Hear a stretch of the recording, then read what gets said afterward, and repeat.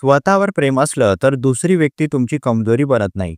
मानसशास्त्र सांगते की ज्या व्यक्तीला स्वतःवर प्रेम करायला जमतं, त्यांचं भावनिक जग अधिक स्थिर असतं. कारण जेव्हा आपण स्वतःच्या गुणदोषांना स्वीकारतो, तेव्हा आपला आत्मसन्मान आणि आत्मविश्वास वाढतो. अशा वेळी दुसऱ्या व्यक्तीच्या उपस्थितीने आपल्याला आधार मिळतो, पण तिच्याशिवाय आपण अडकून पडत नाही. स्वतःवर प्रेम न करणारी माणसं इतरांच्या मान्यतेवर अवलंबून राहतात. त्यामुळे ती व्यक्ती दूर गेली की आपल्याला असुरक्षितता, भीती आणि कमीपणाची भावना निर्माण होते. उलट स्वतःवर प्रेम करणाऱ्या व्यक्ती स्वतःची किंमत जाणतो आणि नातं तुटलं तरी त्याच्या जगण्याचा पाया हलत नाही. हे मानसिक स्वास्थ्यासाठी अत्यंत महत्त्वाचं आहे.